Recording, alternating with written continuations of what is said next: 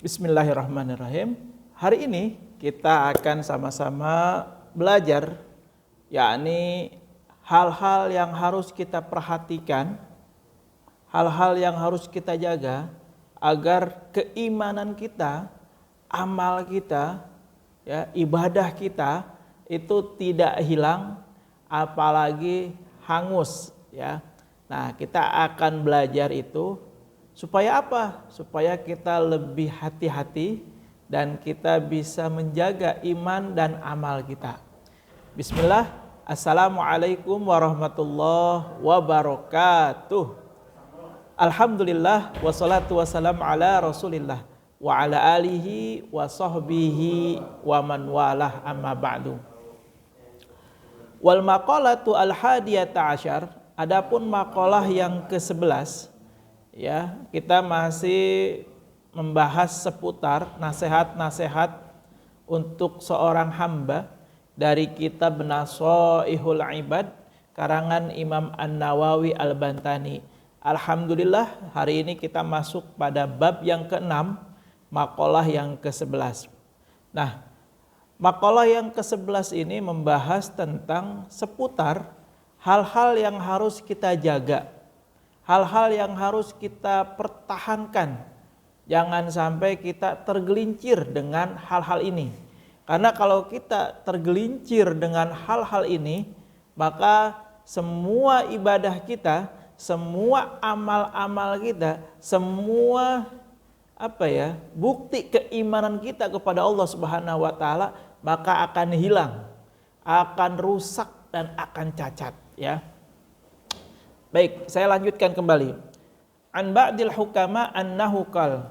Sebagian ahli hikmah, ya, mereka berkata, mereka menyampaikan kepada kita bahwa man lam yakhsyallah lam yanju min zallatin nisan.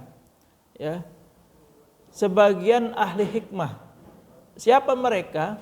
Mereka adalah orang-orang yang ibadahnya sudah pada level ihsan. Apa itu ihsan?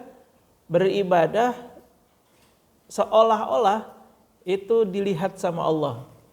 Sehingga dia tidak lagi berpikir sedang sendirikah atau sedang bersama orang lainkah, tapi dia seluruhnya menyerahkan, seluruhnya memastikan bahwa apa yang dia lakukan, apa yang dia ucapkan itu dipantau sama Allah, dilihat sama Allah. Nah, orang-orang yang ibadahnya sudah pada level ini itu masuk dalam kategori ahli hikmah. Jadi hatinya sudah dijaga, perbuatannya, ucapannya dijaga, sehingga Allah memberikan dia kebersihan hati.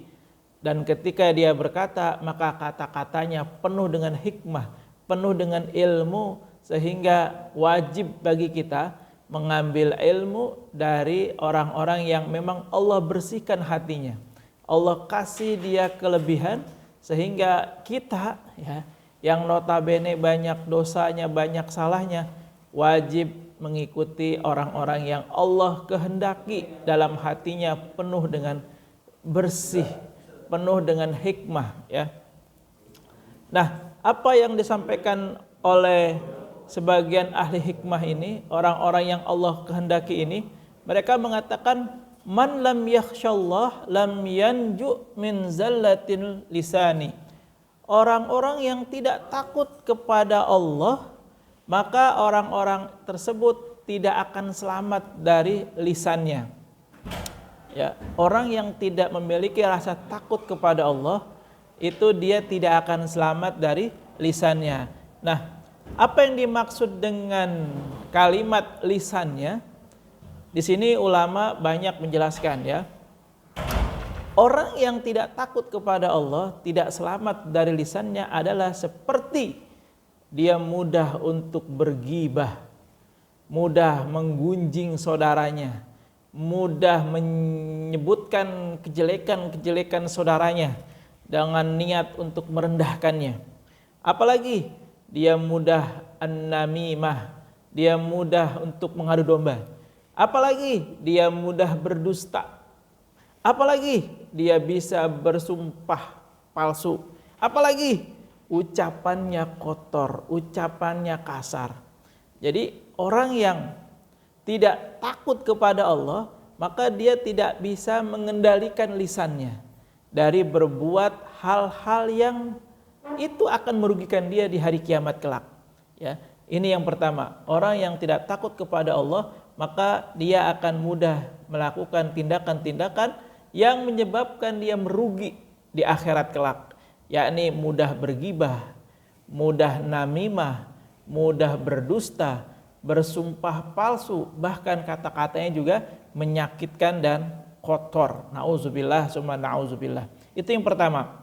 Yang kedua, wa man lam yakhsha qudumahu 'ala Allah lam yanju qalbuhu minal haram wa syubhah. Yang kedua ini adalah barang siapa yang tidak taat, ya, tidak takut kepada kedatangan kepada Allah, ya. Artinya barang siapa yang tidak takut nanti ketemu Allah, ya. Artinya dia tidak meyakini bahwa nanti dia akan bertemu sama Allah, dihisab sama Allah. Apa yang terjadi orang yang tidak takut pertemuan ini? Maka dia tidak akan mampu selamat dari perkara-perkara yang haram, selamat dari perkara-perkara yang subhat. Ini pengingat bagi kita semua betapa rasa takut kehadiran kita nanti, artinya kebangkitan kita ketika kita mati, ya. Jadi manusia dalam keyakinan kita sebagai seorang muslim bahwa setelah meninggal maka nanti akan ada masa dibangkitkan kita, dihisab kita, diperhitungkan yang sudah kita perbuat selama di muka bumi ini, dan nanti akan menghadap Allah dalam keadaan membawa apa yang kita lakukan selama di muka bumi ini. Nah, orang yang tidak takut dengan kondisi itu, maka dia tidak akan pernah selamat dari hal-hal yang haram, hal-hal yang subhat. Artinya apa? Dia akan mudah melakukan hal-hal yang diharamkan dan mengerjakan hal-hal yang subhat. Subhat itu apa sih? Subhat itu yang nggak jelas. Subhat itu yang tidak jelas kedudukannya, mau haramkah atau halalkah, bolehkah atau tidak, nggak jelas lah pokoknya, itu namanya subhat. Ya, dan biasanya barang yang subhat itu akan menimbulkan keraguan-raguan.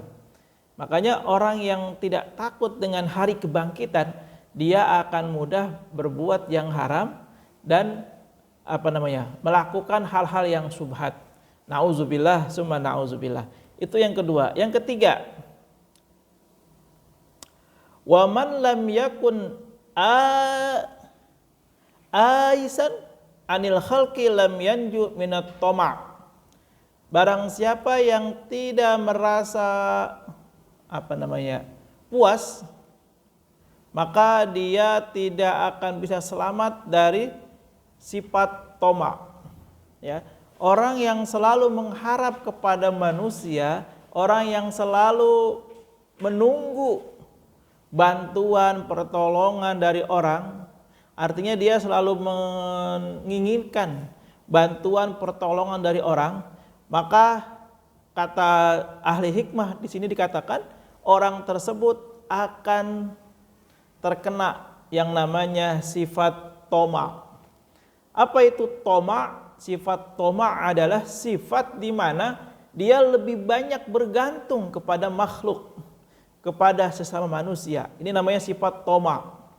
Nah, sifat toma' dalam Islam itu diharamkan, ya, karena kita diarahkan, dianjurkan, disyariatkan bergantunglah sama Allah, mintalah sama Allah, memohonlah kepada Allah.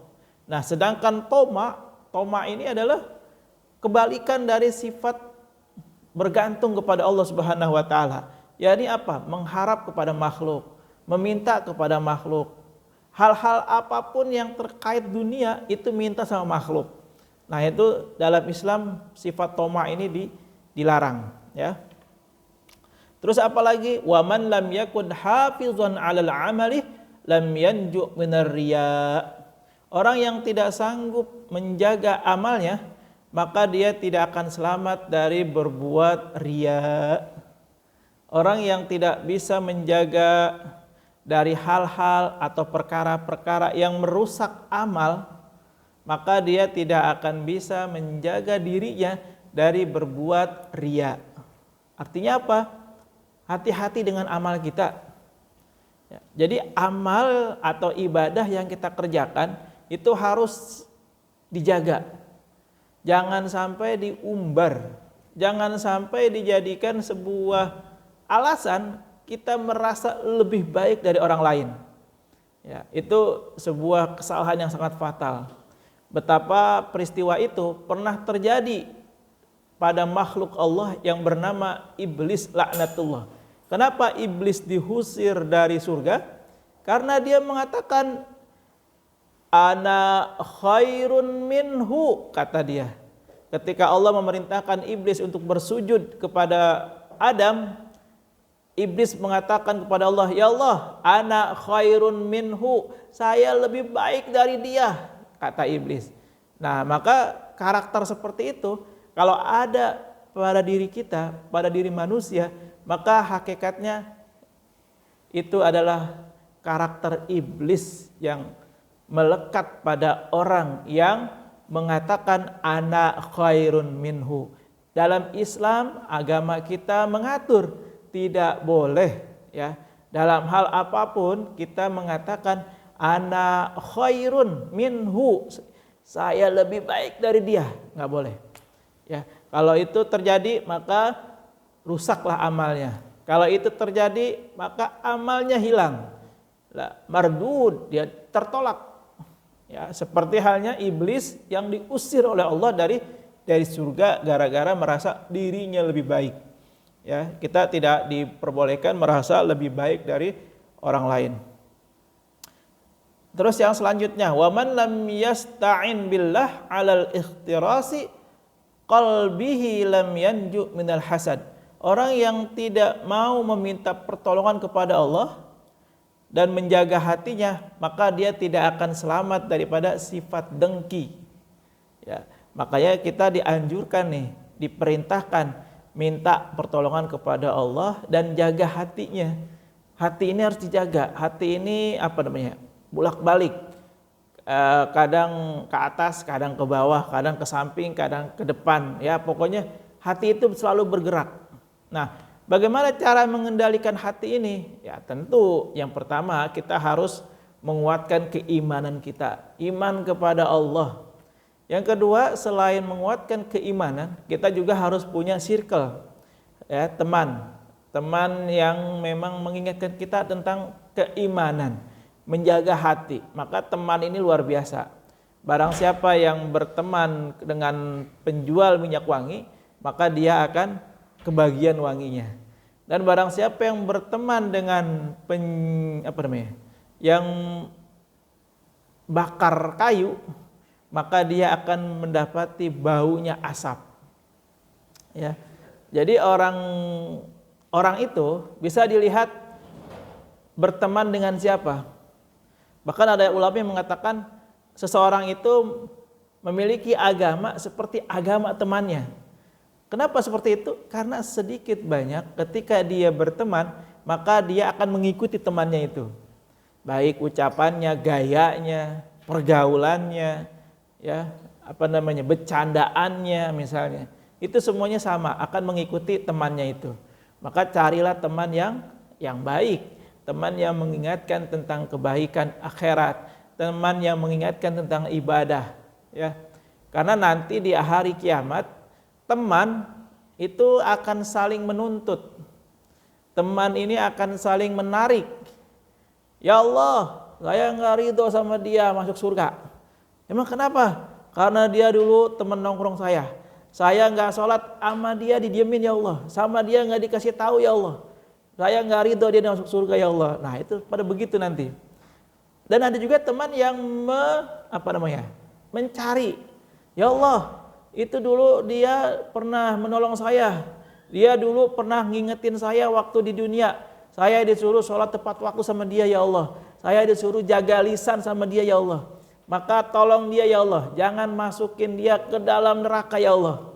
Nah, jadi seperti itu. Jadi kondisi di akhirat itu setiap orang akan menarik, entah itu menarik ke surga, entah itu menarik ke dalam neraka. Makanya sekali lagi ya, teman sangat menentukan. Teman sangat menentukan. Maka carilah teman yang mengajak kepada kebaikan. Yang terakhir, wa man lam yanzur ila man huwa afdal minhu ilman wa amalan lam yanju minal ujub. Barang siapa yang tidak dapat melihat ya lebih hebat dari dirinya, dari amalnya, maka dia tidak bisa selamat dari perbuatan ujub. Apa itu ujub? Ya, ujub itu adalah perbuatan merasa lebih ya daripada orang lain. Ya.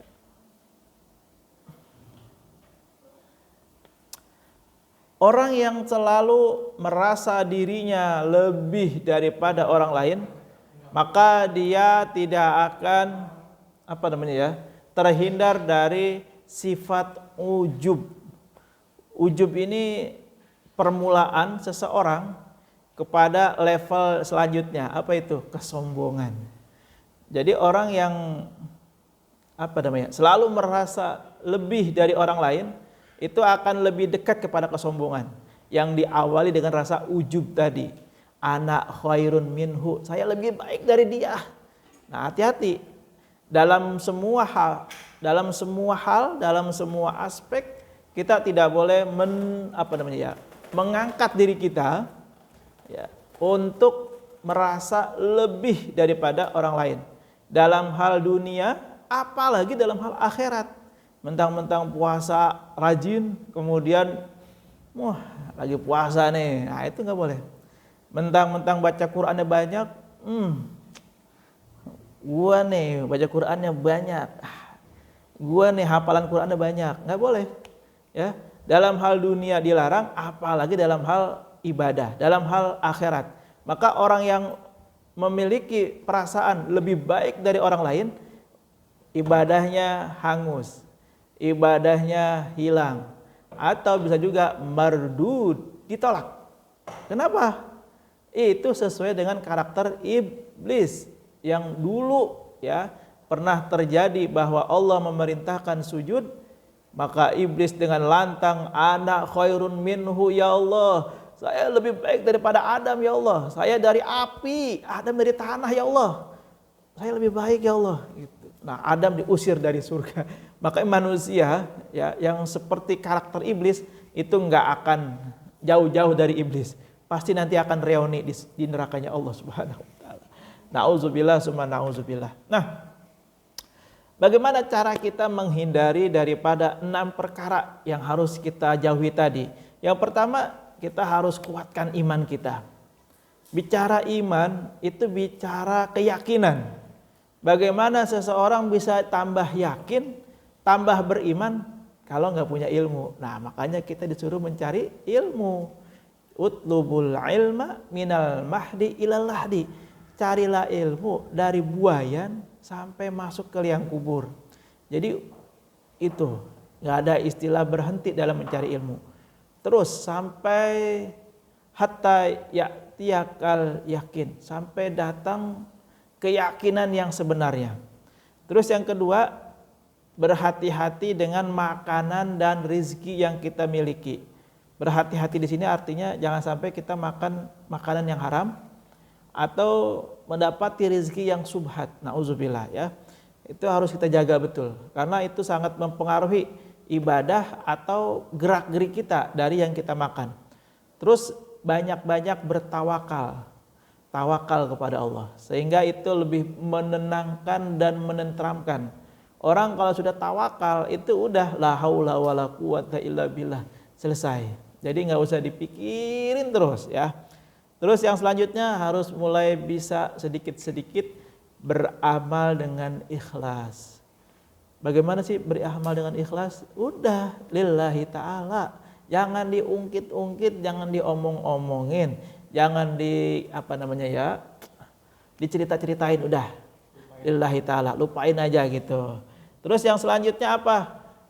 Berdoa tentu. Berdoa kepada Allah agar apa? Dikasih perlindungan dari Allah dari sifat-sifat yang tercela, kayak sifat iri, dengki, hasud, yang tadi lagi tuh ujub. Nah itu kita mohon kepada Allah, karena Allah lah yang maha berkuasa, Allah yang maha mengatur semuanya. Makanya kita jangan sombong manusia ya, sering-sering berdoa, banyakin berdoa ya. Ad-du'a wal ibadah. Doa itu ibadah, jangan nuntut. Doa itu bukan nuntut kepada Allah, bukan. Awas nih ya, jangan salah dalam memahami doa. Ad-du'a wal ibadah. Doa itu adalah ibadah, bukan tuntutan. Makanya kenapa banyak orang yang kecewa dengan doanya? Karena dia merasa doa itu menuntut supaya dikabul sama Allah. Salah ya. Justru doa itu ibadah. Jadi kalau kita sudah berdoa, itu kita sudah beribadah dan Allah kasih pahala dari ibadah itu. Ya. Jadi Allah tidak akan sia-siakan itu. Yang terakhir ya, selalu merasa kurang dan terus memperbaiki diri, terutama dalam hal ketaatan kepada Allah. Ya, jangan pernah merasa puas.